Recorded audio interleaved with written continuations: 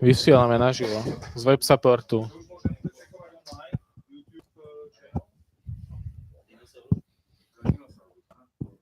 Čo začneme, chlapi? Ešte mi ide kávička, tuto. Moc krásne.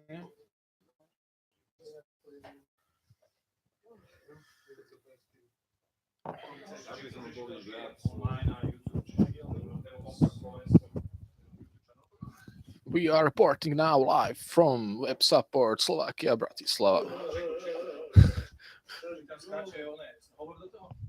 Tak, raz, dva, tri, skúška z Web Supportu. Rozprávame na mikrofón.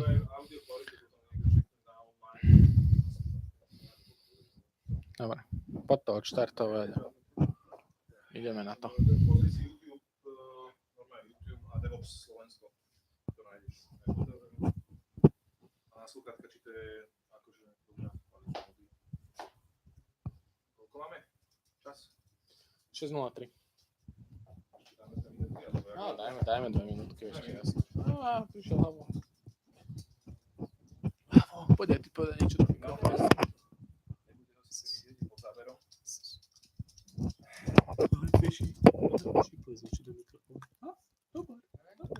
Ty sa chceš kamarátiť.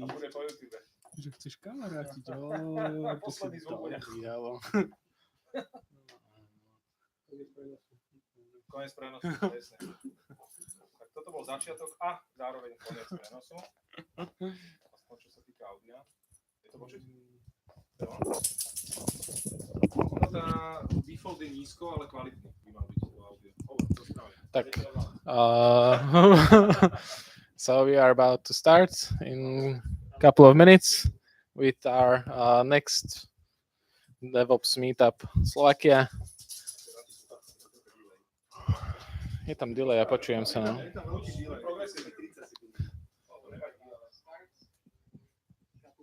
Dobre.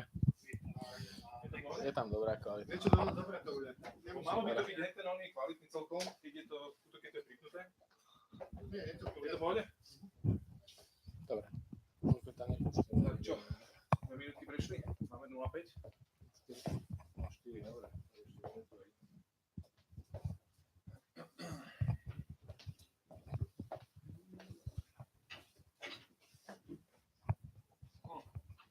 Tak, musím si nejaký slide vypraviť.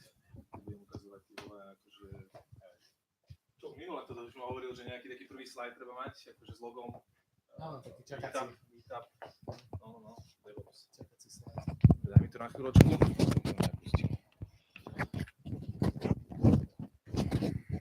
No dobre. Moc dlho, chlapi. Sa neutrhnem. No dobre. Je to vidieť, chlapi? V pohode? A slečna, pani. Prosím? Livestream by mal byť OK, ono je to tuto vidieť naopak, ale dúfam teda, že to bolo OK vidieť. On to bere nejako. Tuto vidieť opačne. Dobre, so let's switch to English. Hi guys, again, 7th edition of DevOps Slovensko. So I would like to welcome all guys here, but also online. Yeah, so it's live stream. So today it will be hosted or delivered by guys from Ferratum. So they will introduce themselves also regarding the topic. A lot of stuff there, and I hope there will be another session maybe. Maybe we will see if you will like it. Then we will follow with second, third potentially later. So generally DevOps, you know this concept. Anyone who is interested could join today or upcoming sessions, and maybe you can propose topics. Also, we founded or created a new Slack channel, DevOps Slovensko, so you can join. I posted to comment on Meetup link. So yeah, some discussions today for this, and we will create more channels there inside of the workplace on Slack. So hopefully it will be more interactive now after today, because there will be discussion about today and upcoming topics. Okay, guys, so that's it from my side. maybe if some suggestions for upcoming topics, just say to me or guys through the session. So go for it. Thank you very much. Oh, Budeme si to medzi sebou súčovať, takže podržím. No. Thank you again. Welcome again. It's not that many of us, so let's be very informal. If you have any questions, just raise your hand or just shout or whatever. Make a discussion with slides, but it doesn't really matter that much. Just to give you a quick overview what we are going to talk about today, we'll introduce ourselves, our company, and we'll talk about how we started our transition in DevOps 1.5 years ago, where we got during that time, and maybe we can talk a little bit more in detail about the process and our journey, and then we can make it a discussion, whatever interests you guys. Time is for 2 hours. Yeah, so until 8 p.m. Yeah. Okay, so I think we'll go through the slides in about half an hour or 45 minutes, and then we can have a open discussion. Okay, so we'll be the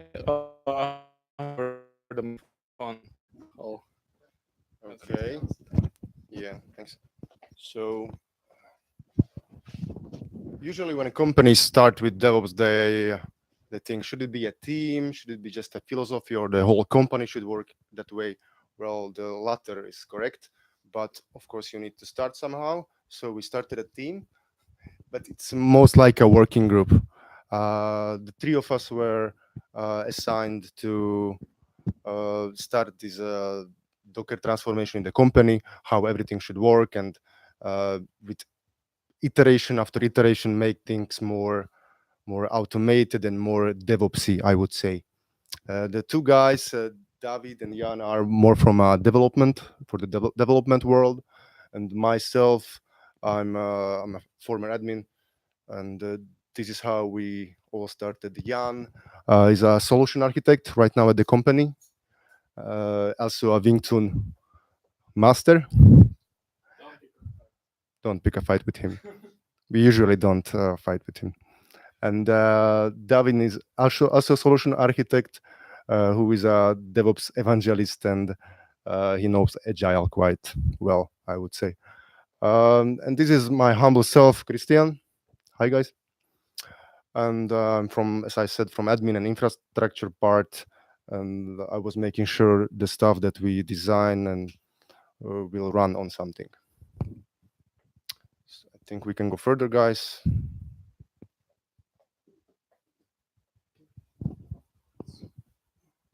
Here you are. Hello, now it's my turn. Okay, I would like to introduce our company which we are working for. The name is Global IT Services. It is part of Ferratum Mobile Bank. Yeah, and the main business is the financial. We are working. Yeah, here in Slovakia we have IT Hub located on Business Center 2. You can see here our URL, and now we have about 130 internal employees here in Bratislava, in up to 1,000 worldwide. As you can see, it is not some kind of startup. It's quite a for Slovakia, quite a big IT company, let's say. Okay, and here are some numbers. Would you like to present you those numbers I pick up from my boss, from his one presentation in Holland? Yeah, and here you can see some numbers. But I guess that you are not very interested if you are not in business.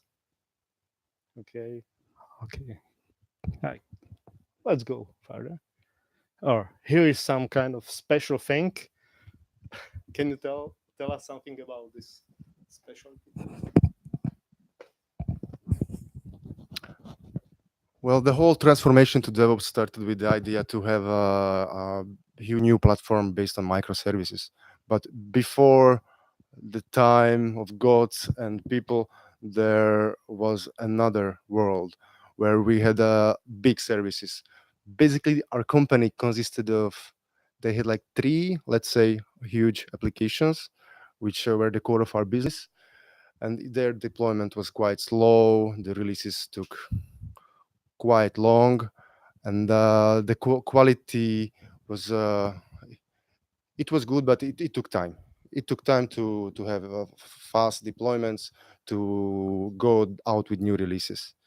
Could you please click to the next slide? And here it how it worked after a while. This was still before the DevOps way, I would say. Everything was built in Bamboo, usually Java applications, later even PHP applications, which were packaged up. And then they were transferred to some repository. We had, for historical reasons, Nexus there from Sonatype. And they were deployed manually by admins by a Jira ticket to the servers.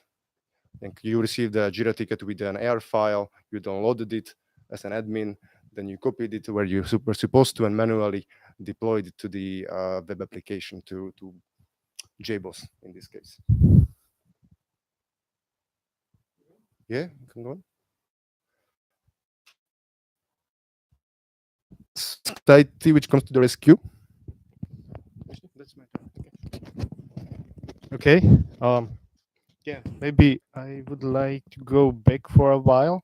Yeah, this is some kind of the major talking about the Java technology stack here, and I would like to tell you some details about this historical or ancient times in our company and Java technologies. You can see here some very old-fashioned logo of Java AA, which means that we use in this historical time pure Oracle Java, no frameworks, nothing special. Everything was made inside in the company. Yeah, and we can now continue next. Okay.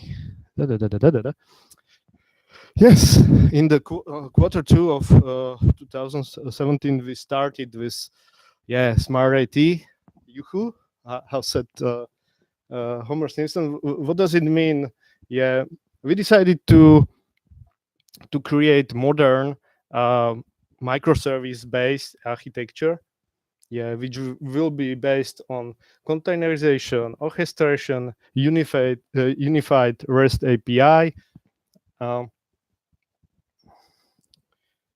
asynchronous communication, and other modern stuff which belongs to 21st century.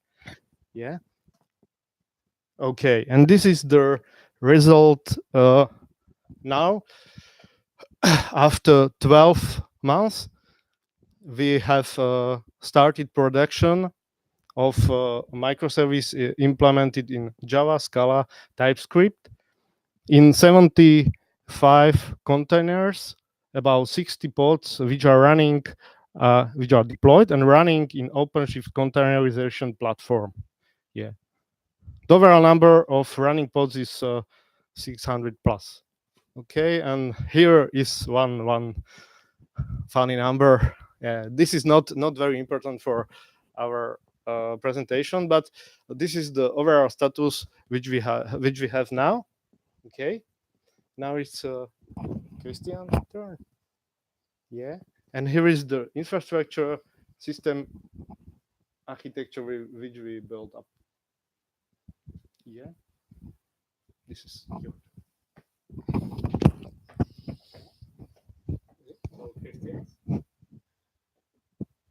Okay, so basically where we got after 1 year from when we began talking about some change and some new vision for an IT in our company.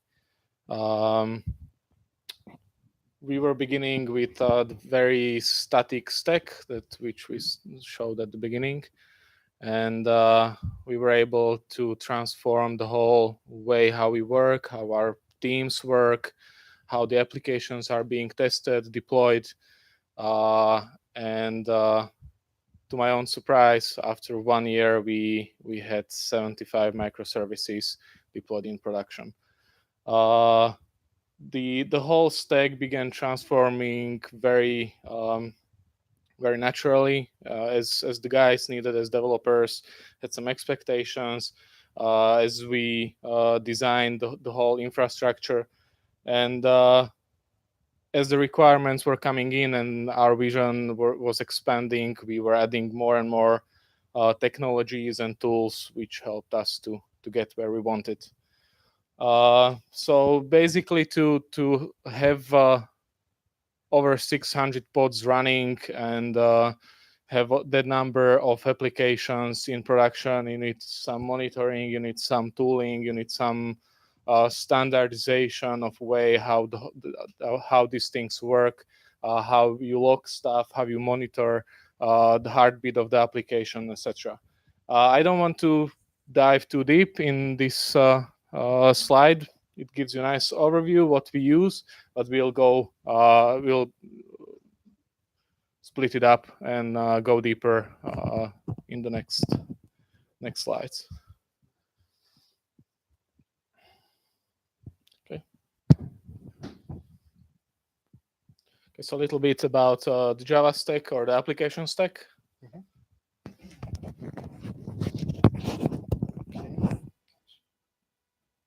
That's all. Okay. So first of all, we during this 1 year period we had to choose good fitting Java technology stack, some framework, and decide how to use it in this future-proof technology, which we decided to use, this organization. And the Spring framework and Spring Cloud libraries and functionality very good fit to our needs. Yeah. During the concepts for Spring Boot, Spring Cloud, and related technologies, and we decided to use all of them because they brought us many advantages. Yeah, many functionalities built up is in like black box. For example, this Spring config server, which is very good now for some centralization configuration and other things. Yeah. Later on came this next technologies, for example, the Scala, which is very good for data streaming, and Node.js for modern web presentations and webs, and PHP, which we a little bit transformed from this old stack to our new realization platform. Yeah, and this is the dev part. We can follow with operation part. Yeah, that's your turn.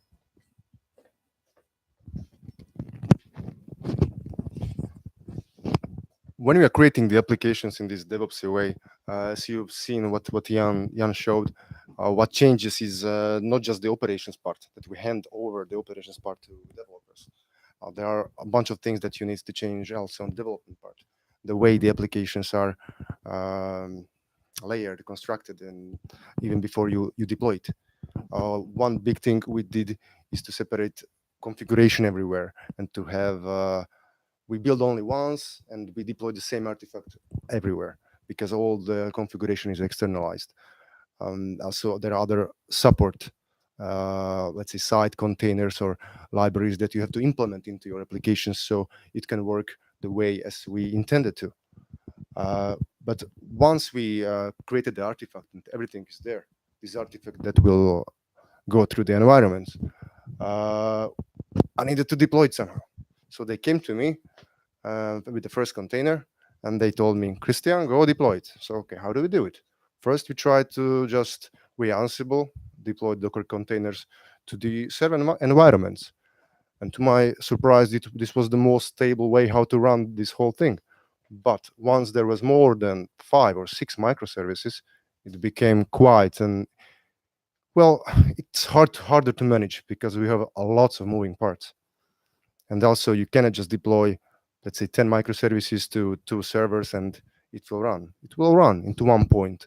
But to make things easier, we started to look into orchestration.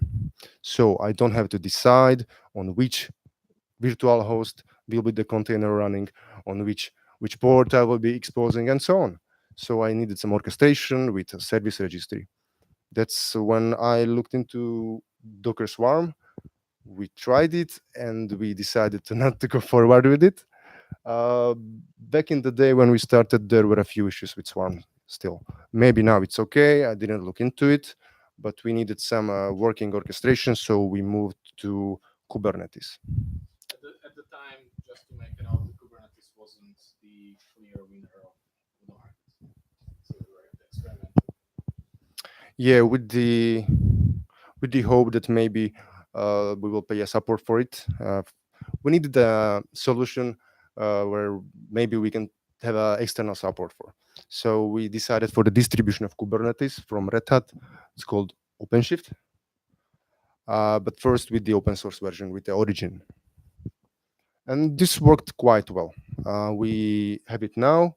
We have running 3 clusters, one for development part, where we do all the builds or the development environments are deployed, multiple ones, and also separate SIT cluster, where we have, I think, even 4. Like we have 4 SIT environments, but only one, the main one, belongs to the pipeline. About this later. And also a pre-production cluster and a production cluster. And this way, there are multiple steps where we can test the applications. Usually on dev, it's developers who test them. On SIT, is the QA. Pre-production, it's even the business who can test, and then they can do the user acceptance testing there. Everything is set up the same way as I said. The configurations are in Git for everything, even for the deployments of OpenShift, the Ansible scripts, and the OpenShift deployment specs as well.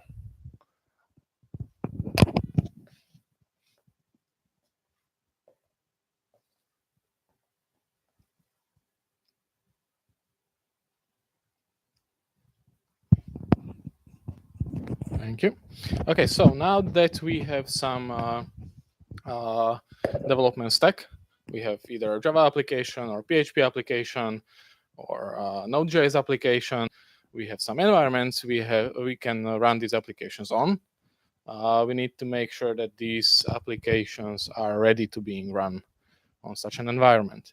And a good start, if you are trying to build such an application, is something called 12-factor app.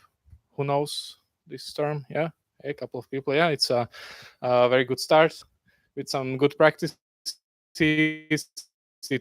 But your should logging, how it should handle concurrency, how it should be all as code in Git repository, and quite normal stuff. But it's good to make sure that your application behaves well under these conditions. Very next logical step, which is included in the 12-factor app, and is very important for running containerized application, especially in microservice environment, especially if you want to have them across multiple environments, is to have centralized configuration for basically everything. So what we have done is we used a Spring component called config server. There are other implementations on the market. You are free to use any of them. But since we already had a quite strong Java environment, it was a very logical step to use config server from Spring ecosystem. What it does, it takes some Git repository as its backend, and it converts it to some configuration something, and it serves it to the application. So when the application starts, It receives its configuration, it boots up according to the configuration and run as well.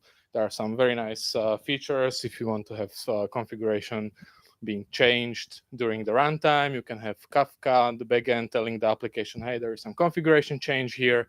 And so we don't use that. We had some issues with that. There is a philosophical problem how you do the changes to the configuration, and you go to production, add what goes first, whether it's your application changed image or the configuration, and how you handle these discrepancies.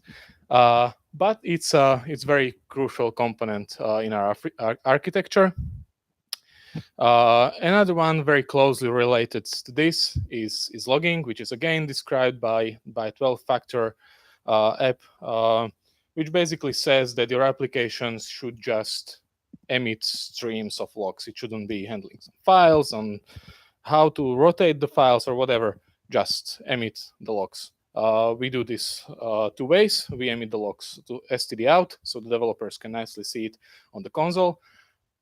Some say that it should be fine just to take std out and somehow parse it and put it into some logging system. Second channel to nicely format the JSON log files. And we have very standardized way of format the logging for application, which practically means for the developers just to use the central config. They just change the name of the app, and log from each application looks exactly the same. Then it's taken through Fluent, which was earlier on the big picture, and we ship it to Kibana stack. That's it. And developers can very easily find the logs from their applications themselves. They don't have to ask operations to send them the logs or anything like that. We are still solving how to handle production exactly. GDPR, security, stuff like that. Not everything should be in the logs as developers would like to have it in the logs. There should be some handling for that. There is some extension for Elk stack, which is paid, which can give you some access rights. Expect, yeah. But in principle, it's a very nice way how to handle logging from such big number of applications. Recently, I just added a couple of lines of the configuration, which give me the dynamic name of the pod of the application to the log. And now for all the pods, we see it in the log. So finding the source of the issue is even easier. And as you can see on the image, this is how the whole configuration looks like. This is one basically out server. I didn't mention out server. Another very crucial component in such an ecosystem is some way to authenticate the services that what they talk to each other is something they should be talking to others, so they authenticate somehow. Again, we are using a component from Spring ecosystem called outserver, which provides OAuth 2 authentication. So that's quite straightforward as well. So when you imagine that you have a code of application in one Git repository, we have for that same application another set of files. As you can see, it has a configuration file, which is only the stuff that are specific for given environment, dev in this case. We have some deployment descriptor, which Kristian is going to talk about in a second. And we have a reference to some centralized logging configuration. This way, all the configuration for any application is controlled via code. We raise pull requests. So we have some policies that are in production. Some admins have to approve the pull requests if they want to change the configuration. So now the deployment tickets have changed to something like a link to a request, which makes it very auditable and very clear to see what's happening. And if anyone wants to audit all the configuration for all the applications, they just open one Git repository and they have everything there. It could be in one repository for all environments. We decided not to do so for security reasons. Still, we are a financial institution, so there are some strict policies what developers can and cannot see.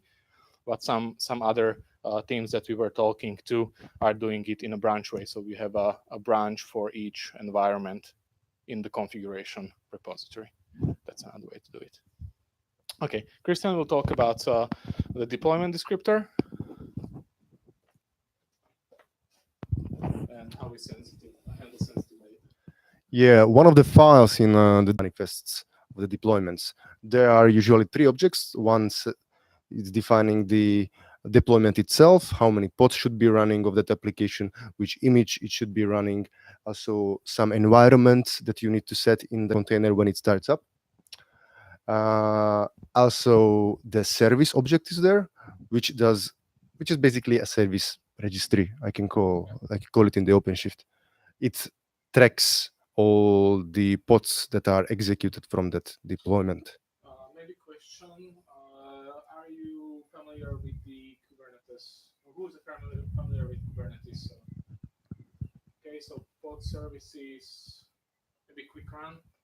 There are, you can tell the basic objects in Kubernetes what they are. Where there are several objects. Just the main one. Yeah. Just the main ones. Service. Well, the main one is a pod. What we need to know is a pod, which is basically a container or a bunch of containers. Usually one. Depends whether you set some side container or you are implementing Nginx plus PHP FPM. But about it later. There is a service which tracks these pods that are executed, usually by a label. And one thing I like in OpenShift is the root service. It's quite convenient that I don't have to set up my own dynamically generated proxy, let's say, or yes, it's a proxy. So these are also the 3 ones that we use usually. The deployment, which, as I said previously, is all the pods that are running there of that one application. There is this service which is tracking these pods, so it's always reachable through one URL. And the root, which is basically the URL to reach the service outside the cluster.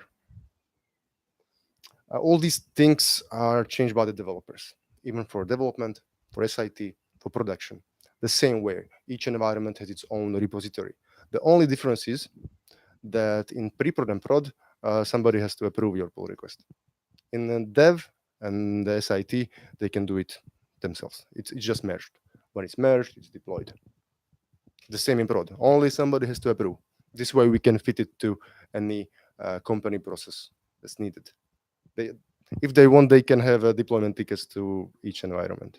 The question is, what is the system of the approval? How it is implemented? It's generated as an approval for someone to approve, and based on action of approval, what is the structure of this approval system, role-based system? In production, to be still in line with the old processes, a deployment ticket is created where the developer just pastes the pull request URL. So when the admin goes to deploy, he just goes there and he approves it, or also somebody else if it's needed. So it's not like implemented, automated, but manually copy-paste link or something like that? Yes, but it doesn't need to be there. For example, in dev, when it's merged, it's deployed. Yeah. But when it's going into production, then there is this kind of asking for approval.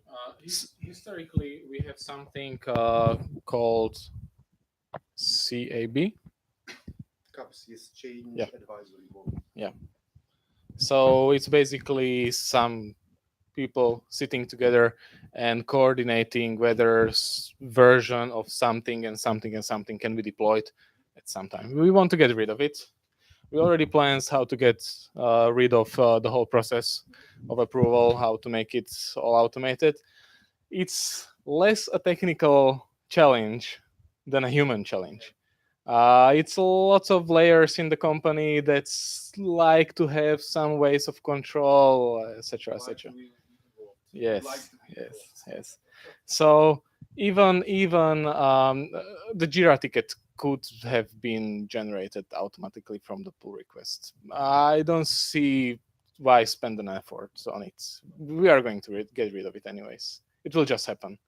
The new strategy that we are implementing right now, which is a little bit a side note, but related to this, is we are going to have some automatic checks of dependencies within the application, which will make sure that application shouldn't even start up or accept some services if its dependencies are not in the correct versions. And if you put it together with a strongly version API that we have, every service has a very strict version of API, and the changes in the API are done through an architecture team. And the rules are that the change of the API can be non-breaking change, or it has to be a new version of an interface. Plus, we have already feature flags implemented in the teams. If you put these three things together, we don't need any approval boards whatsoever, because the application will just take care of the state. If I have some old neighboring service, I need to accept the requests on this version of the API. If there is something new, I have a new version of the API, and internally, the application will just handle the state. So that's where we are trying to get.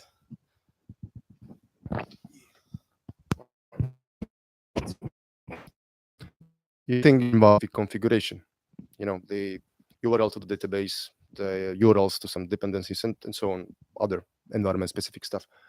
This we can store in Git, but there are environment-specific secrets, like the database passwords and so on. This we cannot really having Git for everybody to see. That's why we are using OpenShift secrets for it, for now, where they are, when the secret is created, the credentials are created, we put them into the secrets, and these are on container startup injected as environment variables.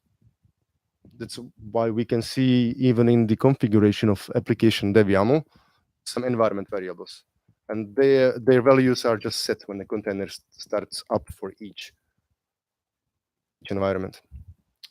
For future, we want to use some type of vault. We already have one, just a matter of time till we implement it. I think we can go further.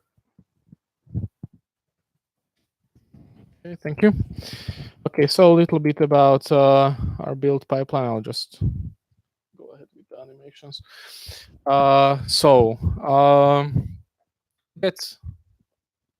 To get to the state we just described, we of course need some pipeline.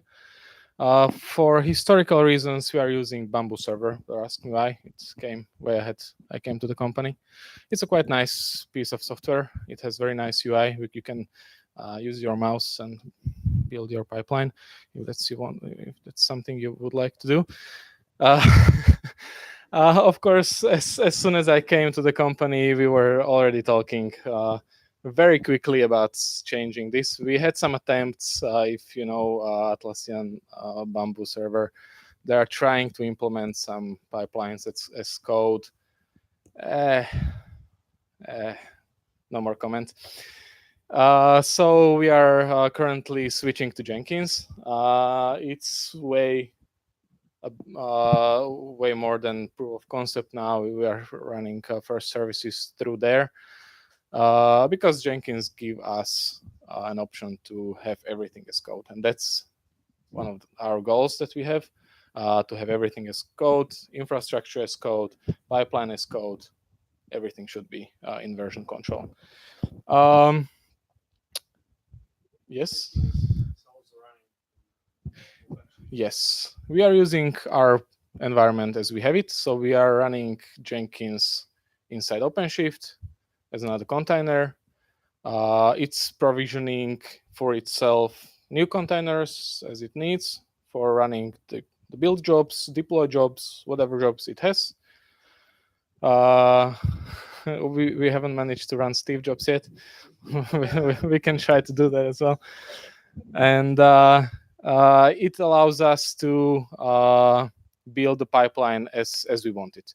So some people from management want to have some visual pipeline. People from testing want to have some dashboards of what versions, where are, what is deployed on which environment, etc., etc. developers, they just don't want anything, just commit and forget, or push and forget. But to really use the options Jenkins gives us, and to really be able to get rid of serving like say 10 over 10 development teams and helping them to set up their pipelines, say they would like it. Somebody wants that custom thing, somebody has those tests that they would like to run. We have come up with a way that if we have like 80% of Java Spring services, let's use this base image, let's use pipeline like this. And we have one unified pipeline. It's a piece of code. It's sitting somewhere in Git repository. And the applications are just referencing to the pipeline. If we change something in the pipeline, it changes for everyone. If we want some custom stuff, they just put their custom pipeline into their own repository. But in general, 80% of the projects can just run off the default pipeline because everyone has, if they are a Maven project, everyone has Maven compile, package, etc., whatever that is, composer, install. There's usually you have common steps.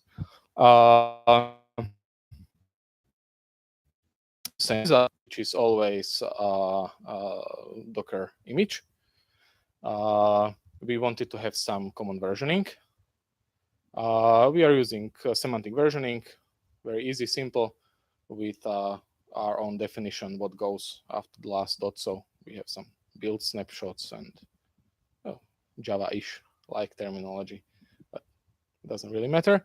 But it gives us very nice way to define how the pipeline should behave. So if I'm building a project, I can check what branch it's running from. I can check what version it's running from, and I can check what deployment, what environment it would like to deploy itself. And if the combination doesn't make sense, like build snapshot from master to production, and developers are forced to comply with some common rules that we have agreed on. So that's basically the versioning and branching model. Semver and Git flow. It still works pretty much for most of the cases. I would love to use GitHub flow, but that's for another discussion. And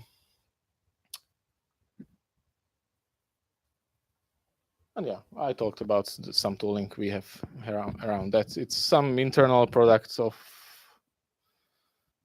three of us, but it doesn't matter. The rules are very simple. If the point was to make some common rules for doing this stuff.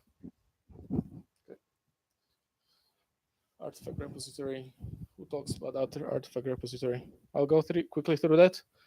I can. Yeah, I can. It's okay. Let's click through the animation. Just really quickly, when we began, we started to use the open source registry that's available on the internet. This worked quite well. We just pushed there and stored everything there. Once Nexus started to support registries, Docker registries, we moved there. So now all the artifacts we have are in Nexus. Even the jar files, we don't build ARs anymore, do we? Maybe the old projects do. Even those. Also, these Docker images are, because those are actually our artifacts as well, are in Nexus. Regarding the Docker images, we built some base ones. For each application stack one, for a Java application, one base image, for PHP, for Node.js, and so on. So when the developers create the Docker files, because they create their own Docker files, they need to reference in the from field that are this base image that we created. In these base images are some stuff that, in Java example, it takes care of the memory allocation issues. because in Java 8 it still over provisions the memory. If you, the host memory, not the containers. Yeah. The container. so we took care about that there. Also, the Neuralink application performance monitoring agent is injected there. So it's everything already inside the base image. The developers don't have to take care of that. They just reference it in the from field, and they create one line where it adds the jar file, and that's it. I think that's about the repositories. If you have a question regarding Yep. the repositories, the complete authentication procedure there to authenticate against all this role-based stuff or not? Not yet. But it's Not yet. on the It's feature list of the yes, solution. yes. It's on the roadmap to have them all signed, authenticated, inspected for security vulnerabilities. Yeah, that's It also- usually costs quite a lot of money. As far, at least from my experience, services like Quay.io are quite expensive. We didn't really do research for open source options. What you mean the authentication to Nexus? We to repository. You where mean you have images and we have it set up. Usually nobody logs in there. But there is only admins or us. But there is a separate account for the build servers, which then have rights so they can upload the. So, at the moment, developers could push something to the repository from their local computer. Almost no one does it. We know very few people that do, and we know of them. In the whole new setup, it's for historical reasons, because historical reasons. Once we get rid of once we get rid of those, we change the password, and only the build server will be able to push anything to the repository. There is no reason that developers should push anything from their local machine to the repository. Any resulting artifacts should come from the CI server. There is a huge amount of reasons not to allow that.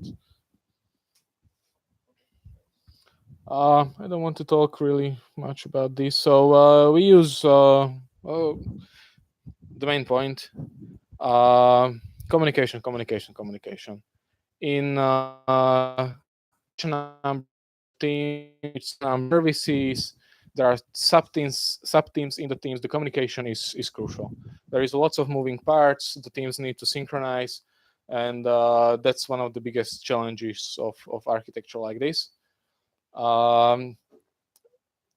So we still use mail. We would like not to. I would like to use maybe Slack or Rocket Chat. But again, we are in a financial institution, and Slack, it's a little bit sensitive because it's in the cloud, and security guys don't want to approve it. We're playing with Rocket Chat, but we are pushing the notifications from the builds. Of course, that's a very basic thing to do. Some alerts, stuff. Yeah, and strong front is having done everything through the pull requests, and have teams to learn to do things through pull requests, to discuss what changes are going into upstream of the code. But that's not really topic for today. It's more like how to do iterative development. For some on-premise installation of something like Slack on-premise internally open source. Rocket Chat. We are playing with Rocket Chat. Yeah. We have Microsoft Teams, but ain't nobody want that. Okay, monitoring. Yeah.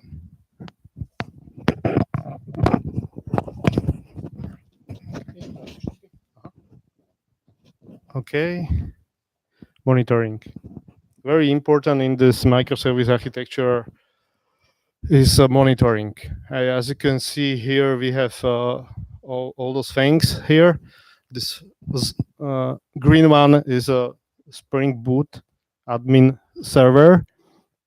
Here is the Zabbix, Sentry, Neuralink, and down there is a Hawklar. Okay, I can start with the Zabbix. Zabbix is used for monitoring infrastructure on the low level and end-to-endpoint accessibility of endpoints, our REST interfaces. That's the important thing for us. The next one, the boot admin server, is there's a part. It's a particular but very important APM site monitoring for monitoring accessibility application on the pods level. There is a possibility to see some internal application and web server metrics. You can easily change things through GMX with the web UI, and you can change, for example, log level if you need to, for example, extend log level on the production for a while. And next, you can return it back. You can, sorry, in the real time. Yeah, you don't need to stop anything. You can change it for this component. Very, very important for us is also this new relic, which we use for APM. It is the application performance monitoring. This is some very extensive solution for monitoring end-to-end microservice communication. That means that when some transaction come into the web service and you have chain microservices, you can track all these distributed transaction across those microservices. You can very easily find some wrong taking procedures inside in the microservices. Yeah, this is the cloud base. Yeah. This boot admin, it is on premise solution. Zabbix is also. Here is the Sentry. We use this Sentry as error tracking tool. No, not this APN part. We are tracking only these exceptions. Yeah, if something happens in microservice, you could see some notification either in this Slack or Rocket Chat about what is going on. Yeah. And what is also very important is the monitoring OpenShift containerization platform. It is done by this Haukular. This is the last one.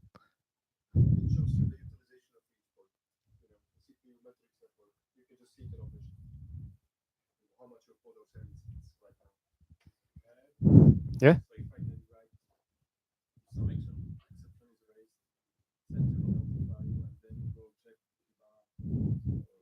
You can the Sentry has a very strong mechanism to define your own information which you can put into the system. You can either identify the root cause, you can Kibana to check other logs and things around. Yeah. For the new relic has a standalone agent. That means it doesn't have any impact on the performance, but Sentry has a dependency which is included in the project, which hooks one handler which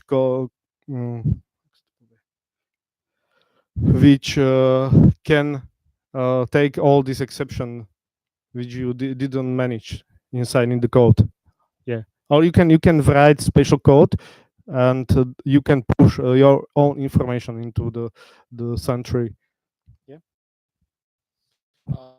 Essentially, error handler which sits on top of the error handlers. So in PHP, for example, what's like your Java?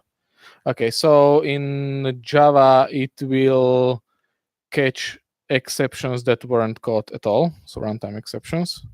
You can, of course, use it as catcher of exceptions and log it, but you could do that through the normal logging. But the main purpose is for runtime exceptions for Java concepts. In PHP, it's a little bit different, or in interpreted languages, because you register it as a high-level handler, and any errors that will go to the highest level, which is basically the same like runtime exception in Java, will be reported to the central error registry before the application crashes. So many times we see stuff in Sentry that weren't even logged or caught or seen anywhere else. So it can be quite helpful if applications are crashing for unknown reasons. It's also behaving a little bit differently. So it doesn't give you, if your application crashes 10,000 times on the same error, it won't show you 10,000 records. It will show you one record with 10,000 instances of. So it's much more easier to read what's happening in the application.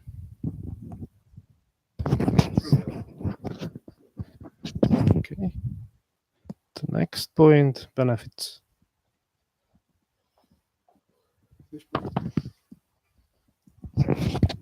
Okay, so we are getting to the end. So some good stuff that we took from the whole process, and maybe some lessons that we learned. There are obvious benefits to use microservices, to have containerizations, to use the whole DevOpsy way of working. Developers are not waiting for admins to deploy stuff, to set up servers for them, to provide them with logs, to provide them with environments. It's all set up, it's all standardized. Developers just come in, define what they would like to have, and after setting up their project repository and changing the name in the template of the deployment descriptor, they have an application running in basically any of the environments regarding to the production gates for some security stuff. Most of the stuff is happening automatically. For the legacy applications that we have, which is significantly smaller number than the microservices we have, admins spend much more time taking care of those applications, taking care of the servers, taking care of the issues. We have the services in production since November. I remember we were last there year. for the first 10 microservices, maybe that we were aware they're going out. But next time we checked, there were, what the heck, 72. I didn't even know when those went to production. So I don't know if it was possible to hear through this. But I was saying that once the process is set up, there's new stuff released to the environment, even to production, even without our knowledge, because we don't need to know about this. That's how DevOps should work. That it just works in the background, the whole philosophy for the company, and the new stuff just gets released. Even new microservices get set up. The security is happy because they can audit the changes, the configuration, security setup. They can just see if anyone is just putting some sensitive stuff into the configuration, which they shouldn't.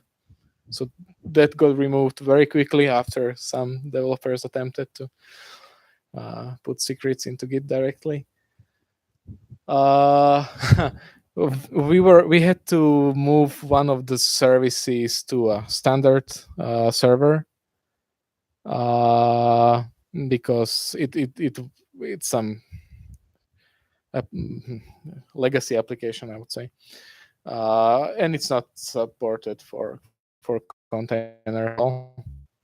And suddenly we were getting requests that the service is not running. They don't see stuff, and how it's all broken. And we're like, no, it's not broken. Your application is broken, and you didn't see it because in OpenShift it was restarting automatically, and you didn't have to raise admin tickets for admins now to start the service again or take a look at the logs. So there is huge amount of work that we suddenly stopped doing, and admins stopped doing, and we can focus on other stuff. Scaling of the application is literally click of a button of change of a number. We don't have auto scaling yet. We have that on roadmap, but when we had some penetrations, we report number of pods in the configuration, deployed it in a couple of minutes. The new container started, rerun the performance tests. That was it. And suddenly everybody is very happy, or not realizing that we are doing deployments because no one sees the deployments, because when the deployment is running, the old version of the service is still serving, and when OpenShift sees that the new version of the application has started, it starts routing the traffic to the new version. So there is literally zero downtime with the application. This is of course sensitive to database schema changes, but that can be handled quite well with backwards compatibility of the changes. Okay, so that's most of the positive stuff.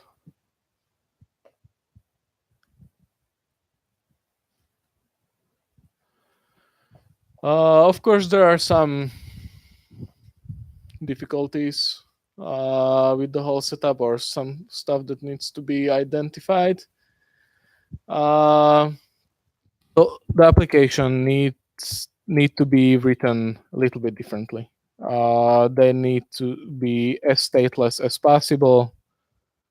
If the state is a must, they should handle it through some third party who handles the state, some distributed data grid or database or something, but not local file. Not gonna work anymore. With the application stack that we are using, this is not usually a big problem, but it can be an issue for some of the applications.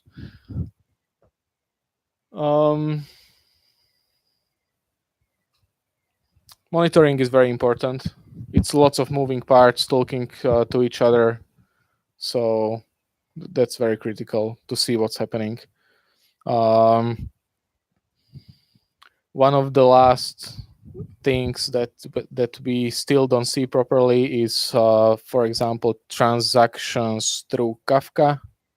So if there is a web request that starts some transaction that through goes some process, still not problem if we put it into Kafka and it goes out of Kafka somewhere on the other side. It's a little bit more difficult to track that, especially from the performance point of view. The biggest issue with the whole thing, as always, is the resistance to change and progress on the human side. That's the biggest. The bigger the organization is, the bigger the team is, it's more difficult to convince people that this is something that we want to be doing, that it's good, why it's good, what are the benefits. Those people usually don't sit on the meetups like this, so that's the biggest issues, maybe. Question is, do you have still some islands of guys not participating, or this is already as a mandatory way of every new app, or it's a mandatory? No option for them to go via some island kind of. We have strong tech leads, very well picked, which then pick their teams. So there were some people who were trying to be in islands. There aren't those people in the company anymore. There weren't issues. They weren't forced, really, but just left, unfortunately. Or not, I don't know. We documented all those information with tech leads. These guides are accessible for everyone. for new person, you can read and follow. The whole change, the whole smart IT started as a big discussion with the tech leads and senior developers and anyone relevant in the company. So it wasn't like someone came and told that this is how we must do it. It was a couple of months of writing it up and reviews, and basically everyone was already on board without any practical changes, and then we really slowly started rolling out the practical changes. It cannot be done. I think it cannot be done too quickly. You need to give people time to catch up with the changes. The biggest plan we had rolled out, and then we rolled out second iteration, was why do we have to again change something that we changed 2 months ago? I'm like, okay, so yeah, I understand, guys. They have other things to work on. From their perspective, this is just a layer around their work. They don't really care that much. So the less effort it's for the developers, the better. So that's why we are trying to centralize stuff like configuration and stuff like that. The next thing that we are rolling out is getting rid of the deployment descriptors. There won't be deployment descriptors at all. There will be just a list of variables which will be customizing the standard deployment descriptor. It's basically it's quite a good thing because you don't have to have the deployment specs for every single application in every single environment. We just have a default template because 90 or 80% of our applications are Java based. So the template is the same for everything. There will be, I believe, one template per environment. They don't have to define it. They don't define it, the template gets taken, and only the .env file, which will be there in that repository with the parameters, will be taken, and it will just generate specs on the fly when the deployment gets initiated. And so this will, I think, make stuff much, much easier. Also, it will contain global variables, so many stuff the developers will not have to set. Almost everything will be set automatically.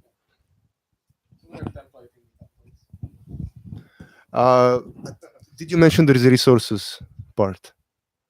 I think that the first big problem we had when we didn't have set the resource limits and the resource requests. It's a feature in OpenShift where you can define how much the developer has to define how much resources does his application need, how much CPU, how much memory.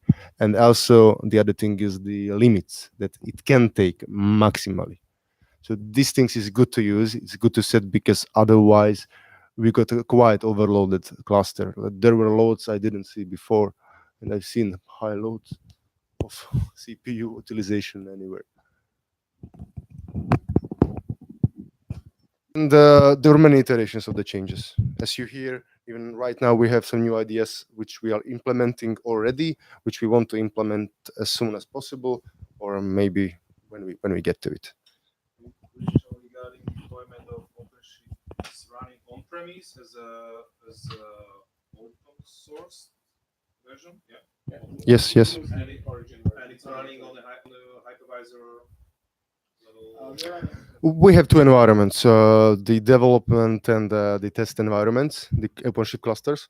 Everything is OpenShift origin. Okay, and these are running on Amazon, but and with the same scripts, OpenShift Ansible scripts, we are installing it also on a VMware environment for pre-production and production. Those we have on a standard virtualization platform. So vSphere, which is on-premise in company, inside of the company. Yes. Inside of the on-premise. Yes, in a data center, it's on-premise. Oh yeah. Yeah, it's on-premise. But it's the same script. All the OpenShift needs is the IPs. We set the IPs in the host file, we run the script, and it gets installed. Yeah.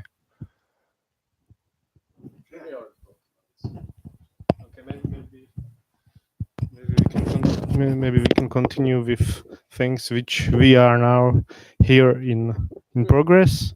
I think we talked about most of this as well. Yeah.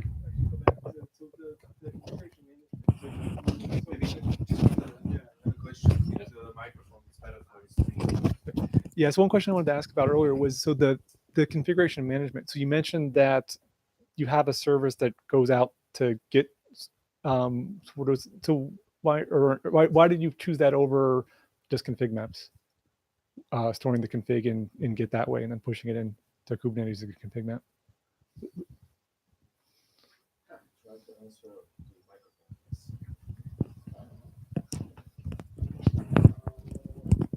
At first, well, I was trying to avoid also some specific features of OpenShift, only use what it's really needed.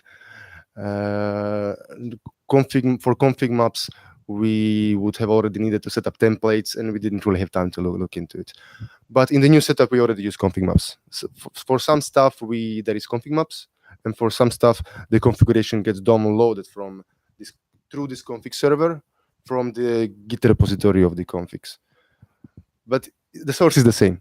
It's either a config map gets created from that Git repository, or the application downloads what it needs. Yeah, there are another points which we decided to choose this functionality from application point of view. There is the first thing which must be done by application startup, let's say, without the connectivity to the configuration server and loading this configuration, application won't start. Yeah, and it's managed by this Spring using it in application.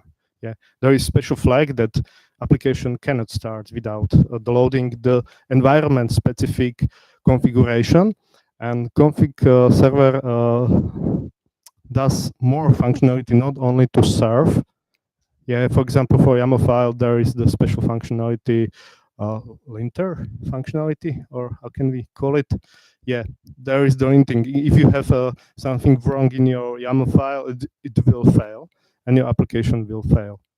Yeah, that's a very good point. You have to fix it. You don't have some kind of unstable state of the running application, and you don't know why. It's simple, doesn't start. Yeah, that was the point. And at the time which we decided to build this new platform, we don't have function using this OpenShift and Spring environment final. Yeah, and we iterated our own way. That's the. At the time, we were experimenting with Rancher as well. So the configuration management had to be decided before we had final decision regarding OpenShift. Still, the configuration should be in code somewhere anyways. So, and it's a nice philosophy not to start application if it doesn't have its environment ready. So if we didn't use this component, we would have to take care of it some other way. This way just takes care of itself. Convenience. Okay. Any other questions? Do you use any vault? We do have Vault. Administrators store secrets there, and then they unfortunately have to be copied to the OpenShift secrets. We are looking at HashiCorp Vault, which would have a nice integration, so it would have the secrets only on one place. The current implementation of Vault we have doesn't have integration. So, but yeah, it's definitely a good practice to have some kind of Vault and have the secrets controlled and then served. We will be definitely switching to our Vault as a single source of Yeah. Yeah.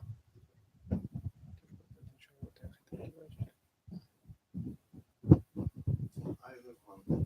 When did you start with the transition? How long did it take to transform the environment to current state?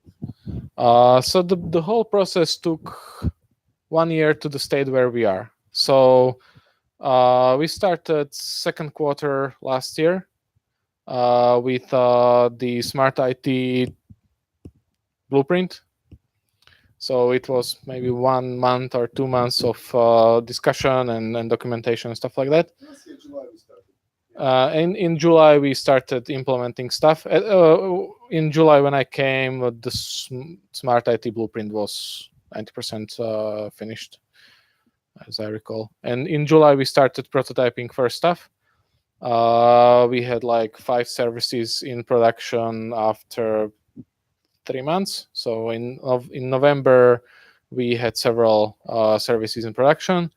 And in August this year, we had over 75 microservices in production. So practically over at least twice the number of pods. And as I can understand that it's financial, right? All those data needs to be stored in the on-premise application because of the on-premise data center because of the security. Are there also any plans, or do you already have database as a service on-premise? Can maybe talk about that. Well, as for Dev and SIT, we are using Amazon, so we have RDS there. That is a database as a service. Yeah, but For production, the current productions are also running there, and we are just migrating it to this separate VMware infrastructure that I was mentioning before. So far, yes, we are still using RDS, and what is waiting for us on VMware is a clusterized module.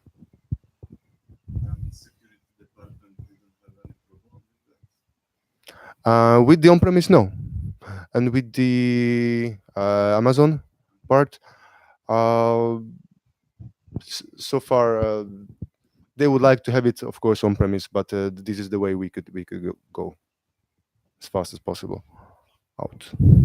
Yeah. Any other questions? You mentioned when you were talking about the application description. So you mentioned when you were talking about application description that you have the separate project for each environment. How do you handle the changes when in lower environment it's made change? How do you handle to transfer it to another project? Do you have some automation solution, or you do it manually?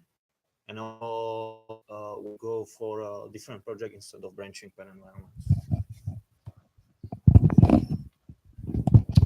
Well, we have separate repositories per environment, and each change is raised there by pull request.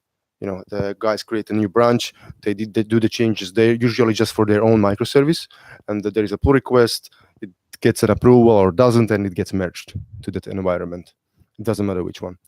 And how this change goes from one environment to the other, yes, it's manually, but it's really an environment specific change. Some stuff, actually almost everything can be set even for the application in the artifact. Some things they're not coded, can like containerize the configuration. Some configuration can travel even with the Docker image, but this is the part of the release. This is not something I would call environment specific if it gets deployed everywhere. So the changes that need to go everywhere, they are in the artifact, should be. And what's really environment specific, only some stuff that should be environment specific, they need to be changed. We can code it manually, but it's by a pull request. The reason why we went for multiple repositories instead of branching was who can see what. So with one repository, the issue would be that developers would see production branch of the configuration. I guess with proper implementation of the secrets with Vault and making sure with some automation that that there are no secret values, which is a little bit difficult to define what is a secret value for a script. We could have it on all in one repository and everything in the secrets. But I haven't figured out how to define for a script what's a secret. We had a discussion and it ended very quickly. Like, what do you put? If there are some strange characters, you cannot rely. It's difficult to define. So for security reasons, this was the easiest way how to do it. There is another point. We are using a configuration server, as we said, which is based on this Spring Boot config server functionality. There is another functionality which allows you to do some specific changes, and you can hook this Bitbucket or Git repository directly to this configuration server. You can dynamically change your configuration during the running web service without the restart this web service. We on the start of this transition period, we thought that we could use this functionality, but there are many things which are against this functionality, as you explained already. Yeah, there is a little bit complicated configuration of what should be first, whether the new image or new configuration. Regarding how the changes travel, well, at the beginning when the service is new, it's just very easy copy paste because there is nothing and you just paste the whole contents and change the values. Afterwards, the changes are usually very small. You just add or remove environment variables. Usually there are not that many changes. And if there is some change that touches all microservices, usually we do it with a script. Somewhere in the background, developers don't even notice. Also, there was a change in the API when the OpenShift versions were changing. So we just said grep, remove this line, change this line, whatever, across, commit everything. Yeah, but in the newest setup, we have it sold with one file, which we called global environment variables file. And all the applications are using it. If I want to change anything for all the applications, I just change it in that one file, and it gets propagated to the applications, usually after redeployment, because it's an environment variable. If we would use the feature that Jan was mentioning, I would just do the change in this application YAML file, and this file is read by the config server component. It automatically appears in config server, and it pushes the changes right to the living application. So no redeployment is even necessary. But of course, this is still in one repository, which is where there is a control. You need to raise a branch for your change. It needs to be approved and merged. So when it's done, it's the same process as for the whole deployment. It automatically gets there into that environment. We perceive this repository as a state of the whole environment because we have everything there what we need. That's actually one of our goals with the configuration. That's one of our goals with the configuration repositories that would really capture the whole state of given OpenShift. The search down, we should be able to spin it up to the same state using the configuration repository. Okay. Yeah.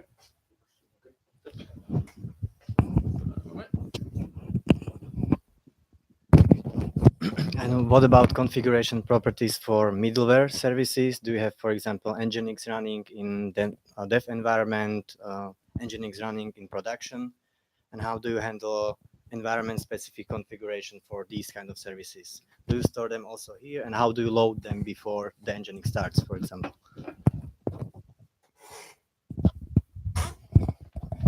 Thank you. Okay, so yes, the changes are in the configuration server. Of course, the PHP applications have Nginx or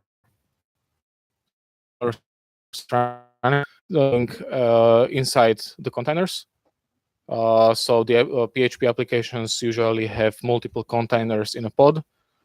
So they have a container for Nginx, for PHP, whatever else they need. And the simplest workaround we found so far is we hook into the entry point of such service as Nginx, and we just download the configuration with curl into proper.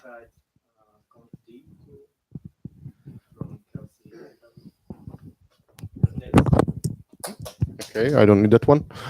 Confd, yeah, we were trying it before we had OpenShift, when we were trying to set up our own orchestration, but it was much easier to use one that it already exists and it's battle proven. Also, back to the Nginx one. In the setups we have Nginx with PHP FPM, we usually don't have environment specific configs for the Nginx. What is there is just the virtual host, just the default virtual host for that one microservice. So there is not like 20 Nginx configs for 20 websites and so on. There's just one default. It's like an application, and the environment specific stuff is on the OpenShift router level. You know, they are defined the URLs, the separate dev URLs or production URLs and so on. So we don't have to take care of that. If we would, because of some specific settings in Nginx, then I guess we would just do it with config maps. Regarding the config server, how many config servers do you have per environment? Is it like, I don't know, one service has a config server or some group of services have a config server, or the whole environment is one config server? There is, let's say, one config server service per environment. That means it is in HA setup. And how many environments do we have? 6, 7, 8. Yeah, that means for each environment we have I think 2 pods in HA setup. We can easily have one per cluster. You know, just one config server for dev, one for UAT, and one for production. But so far we got it separated. Another question.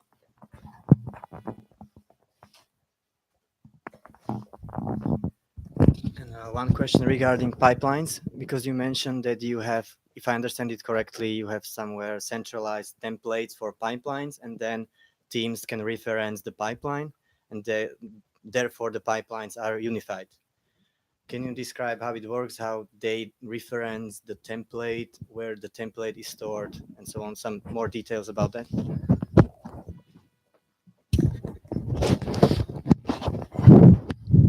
Okay, that's the point for Jenkins part. We define shared pipelines, which describe all declarative pipeline steps for specific technology. For example, for Java Maven builds, we defined declarative Jenkins pipeline, which contains all steps, which you need to use after agreement with developers and tech leads. Okay, those let's say working pipelines we put into Git repository, and in the Jenkins project are those pipeline included, depending of the type of the multi-branch pipeline Jenkins project. Okay, this is the very, yeah, this is very, I can show you later on if you want to see. I can show you. It is by using one very handy Jenkins plugin. Yeah.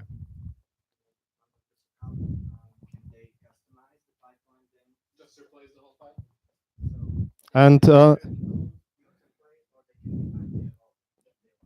okay, yeah.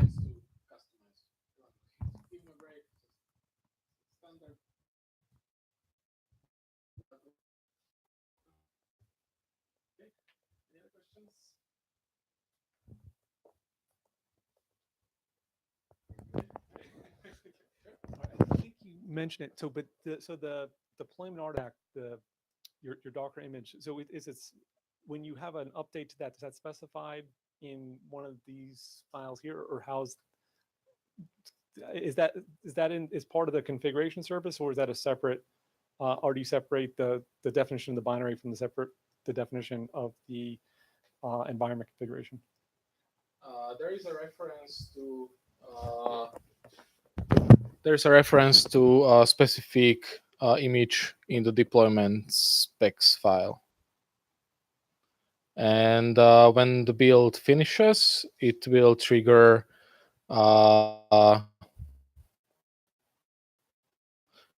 version. How do we change version in deployment spec?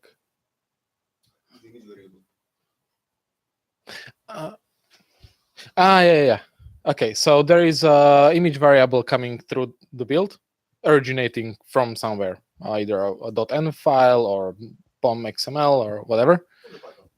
And at the end of the build, the pipeline takes the version, takes the deployment spec, and replaces the version in the deployment specs, and runs apply against the OpenShift cluster. So yeah, and what we are working on is that same as you would have for jars. You have like snapshot repository and release repository. We have the same for Docker images. So you can replace the snapshot. You cannot replace the release or release candidate. Yeah, to this I would add, imagine that you have just one environment file, and there are all the parameters that you need for the OpenShift template to make a deployment. So you have everything in that one file, and the image or the version are just other parameters which gets added there by the pipeline itself. So that's how the deployment gets created. Any other questions? Beer, cerveza? Oh, you actually, Paul, somebody else asked it, but you mentioned just the include. I'd love to see that. Oh. Yeah. The include. The include. Where can we show the include? The Jenkins thing. Yeah. Maybe I have. Yeah. In the meantime, if you could prepare. Challenge to make it work. So made any on daily basis. Resources. We had very few resources. It was 3 of us. Lots of work to do. We had some additional. Well, it's 3 of us against lots of people. People didn't want to change at the beginning, so we were literally making presentations inside the company. We have kitchen talks, or however it's called in every company, where we were demonstrating what we are going to implement, like in 1 month, 2 months, and promising. Modré z neba. So it's a local application, not the customer facing, right? No. It's customer facing. Like the entry point for the whole stuff is our main landing web, and now we've added mobile bank, so it's really people facing. We can do some controlled rollouts because we have everything clustered by countries. So we can select what country we will roll out on the new platform, and there are some ways to avoid big bangs. But so far, we didn't have any issues with the performance as well. There is one bottleneck that we know from performance perspective. There's we didn't have a slide with the application overview, but the entry point from outside is a gateway, and it's a Node.js application with GraphQL API. And yeah, well, that's a little bit issue from performance perspective. Oh, yeah.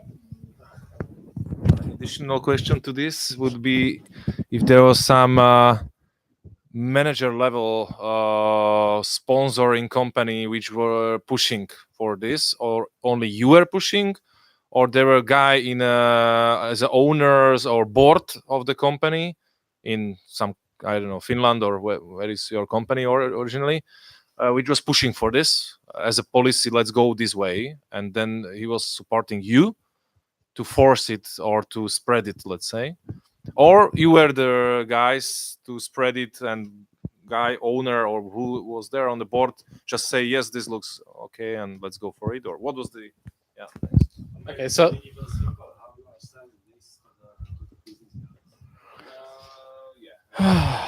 okay, so difficult question. The originator of the whole idea was our boss, who is a chief architect, who is COO of the company. So he had to convince COO and the board that they are on board with this. It's not easy politically. There was big expectations. He sold a lot. So the expectations were very high. It took a while to convince the business that this is the right way, because of course we did estimates and everything, and then we were late, and you know how it is in software.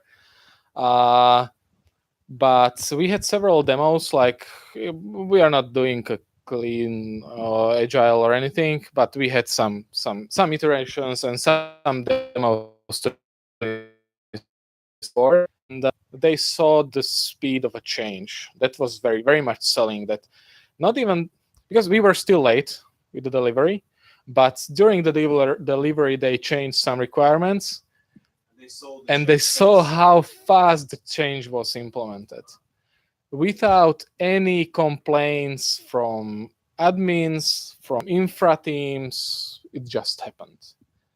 So yeah. So this helped. This helped a lot. And we had some success on international forums. Our boss is going to present this whole thing to several forums on international conferences and stuff like that. So that helped a lot, that his bosses saw that it's something that's widely accepted. I would like to add something very important for us is Smartlet is not only DevOps change. There was complete change in the development part to domain-driven design and development. Yeah, and introducing very strong bunch of new technologies, even in the Java, in other technologies. I can show you some small list. What I asked colleagues what they change or what they add in their Java project. But here, as you asked, here is the part of the this Jenkins main, let's say, file, which should be put into this multi-branch pipeline project. Yeah, it's very easy. You can see here that this template will be loaded, by this file loader from the Git repository. And here I can show you the content which will be proceeded later. Yeah, for example, here is some. Yeah, here is that will be used this kind of agent, which will be in reality will be some pot, with these parameters, and you can see here the first stage of the pipeline.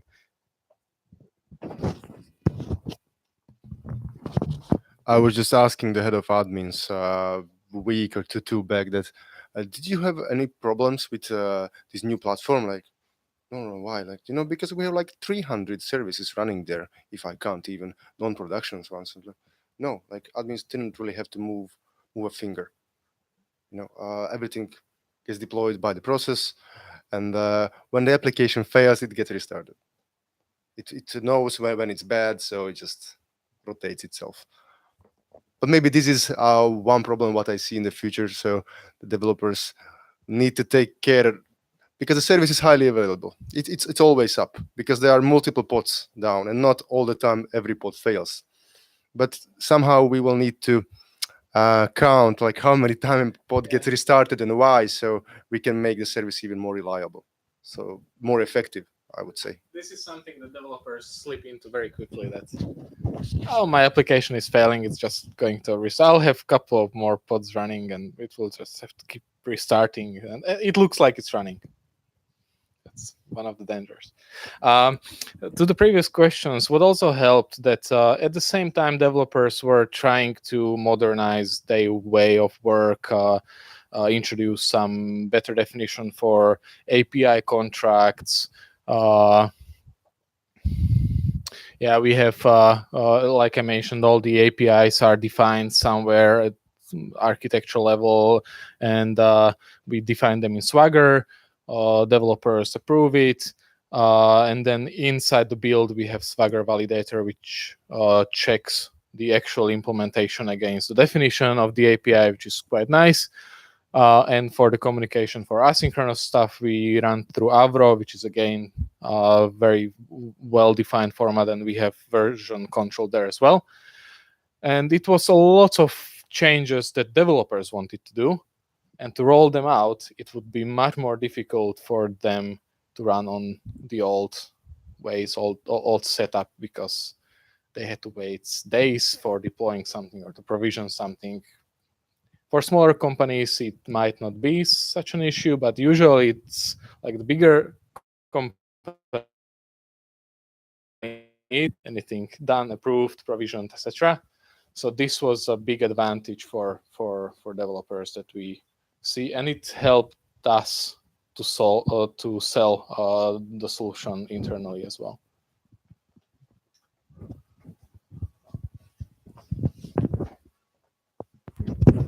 And I was also wondering, how do you release a new application version? Do you use the built-in default Kubernetes rolling update, or have you considered Spinnaker, Kayenta, and these kind of like advanced strategies for releasing?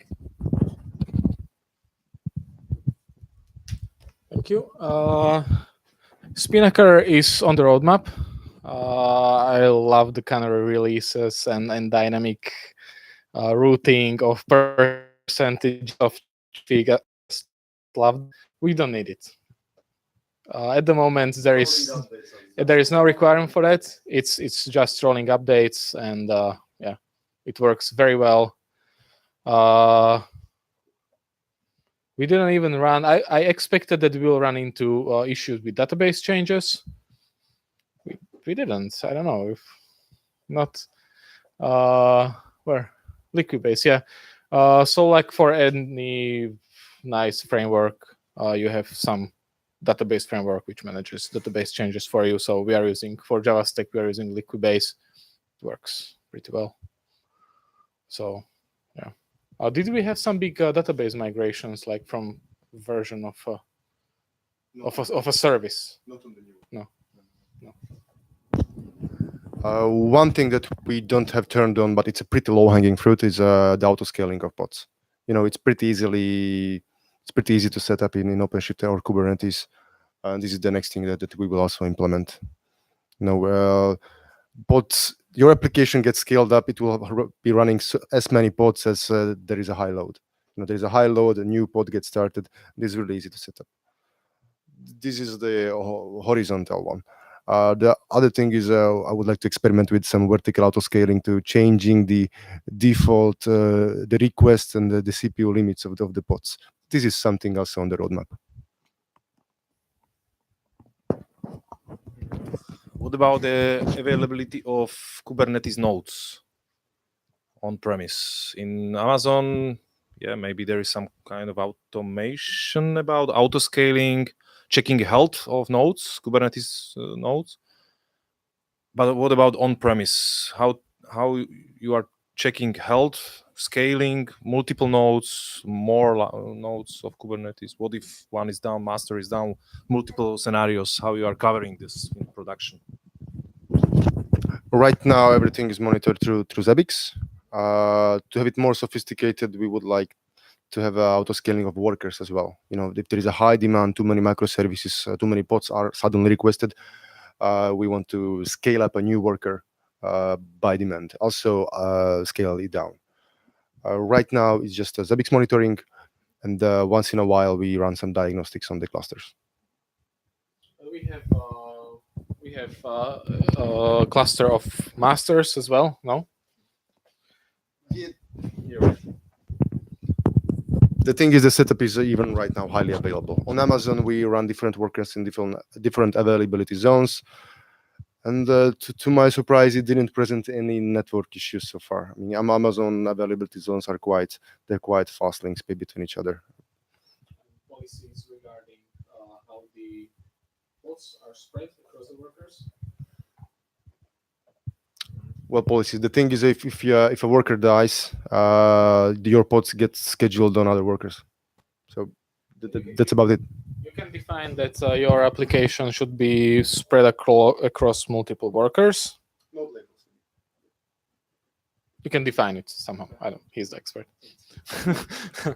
So if you have 3 pods, 3 workers, 1 pod on each worker. If the whole worker goes down, all the pods are moved to the other workers. Your monitoring should tell you that your worker died. You do something about that, but you still have multiple instances running on other workers. If the master goes down, it's HA setup, so basically nothing happens. If all masters went down, I think the whole thing would keep just running. You couldn't provision new service. You couldn't schedule new pods, but orchestration wouldn't work. Yeah. But the services would. Yeah. So if you have fairly simple HA setup, it's quite robust. But again, you are running testing part in Amazon and production systems on-premise. Yeah. Okay. Yeah, that's the setup we are heading into. Right now, everything is running from Amazon, and we are right now migrating the production stuff to on-premise. So now also production runs on Amazon. Yeah. Okay. Yes. At the moment, but we are just migrating it to on-premise. I don't expect big change because it's going to be another cloud like any other for me internally. We don't have like dynamic number of instances in ABS. So if I have 3 masters in ABS, I will have it in some hardware. The probability that 3 racks will go down. Yeah, the setup is basically the same. We have to use some different load balancers. In Amazon, we can use this network load balancer or the application load balancer for the high availability of the masters or the services themselves. But in the VMware setup, we just have F5, so even better. Any other questions? No. Cool. Thank you very much for it. Thank you, guys.